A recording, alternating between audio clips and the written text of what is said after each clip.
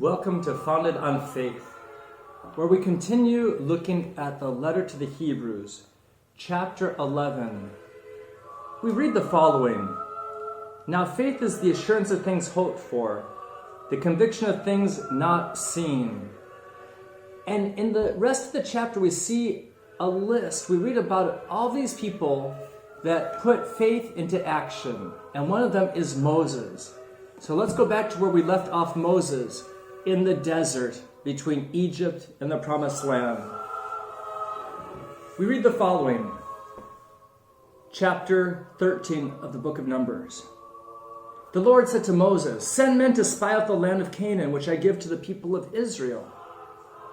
So from the wilderness of Paran, Moses sent out leaders to spy or to scout out the land of Canaan. Now the land of Canaan was the promised land that God was going to give to the people of Israel.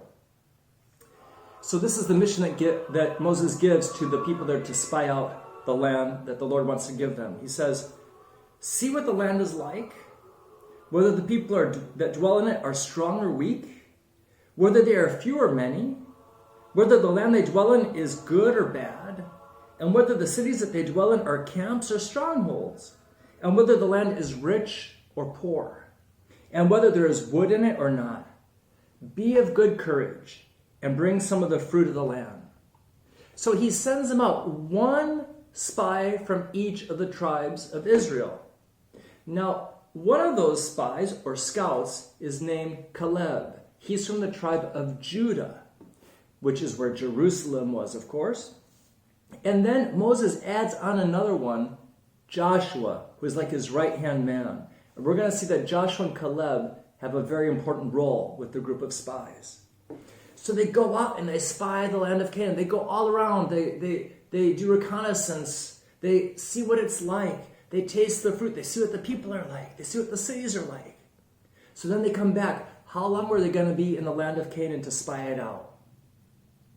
40 days. Now that 40 is going to be very important. We're going to see that tomorrow. So they spy out the land for 40 days, and this is the report they give back. We're in Numbers chapter 13, verses 27 and 28. After 40 days, they came back and said to the people, "The land flows with milk and honey. Yet the people who dwell on the land are strong, and the cities are fortified and very large." So they understand that the Lord was saying the truth, that the land is flowing with milk and honey. But here's Caleb. He says, "Let us go up at once and occupy that land, for we're able to overcome it." So the 11 spies are saying, "No, we can't. The people are too strong." Caleb says, "Yes, we can." He has faith in God's promise. So then the others counter and they say, "We're not able to go against the people, for they are stronger than we." So they brought the people of Israel an evil report. That's what we would call fake news. And this is what they say: "The land through which we have gone to spy it out is a land that devours its inhabitants." It's not true. "And all the people that we saw in it are men of great stature." It's also not true. "And we seem to ourselves like grasshoppers, and so we seem to them." I'm sure they did not seem like grasshoppers. So here's this evil report, as it's said in the book of Numbers. And what happens? The people of Israel raise a loud cry, and they weep all night long. So they're terrified. And they've come all the way out of Egypt. They've left everything behind. They've come to this place, and they say, "Oh my gosh, we're at a dead end." And this is what they say: "Would that we have died in the land of Egypt or in this wilderness. Why does the Lord bring us into this land to fall by the sword?" That's what can happen to us. We can be on a path and then we lose our footing. We lose our faith. And we say, "Why did the Lord bring me here? Oh my gosh, I should go back." How many times has that happened to us, that we lose our footing and our faith? But what we read in the letter to the Hebrews is that faith is the assurance of things hoped for. So we lose our insurance. And we have to remember that faith is always a sort of struggle. We have to adhere to the mystery of God's presence in our lives. So they go on. They want to start a sort of revolution, a sort of mutiny. And they say, "Let us choose a captain and go back to Egypt." You see what happens when we lose our faith? We want to go back to Egypt.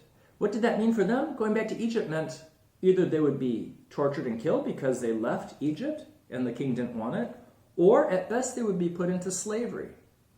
So how many times in our lives do we prefer slavery to freedom? The slavery of our comfort, our way, even of sin, rather than the freedom of the children of God. And this is a wonderful time where we have to re-examine our priorities and to see where we have led ourselves to become slaves to sin instead to be free in God. So here's one last thing. Caleb and Joshua render their clothes, which is a sign of great grief. And they say that this is not true. And they're going to do one last try to convince the people to go forth. So we'll take it up tomorrow, and we'll see how it is so important to keep our footing in faith. Faith in action. God bless you all.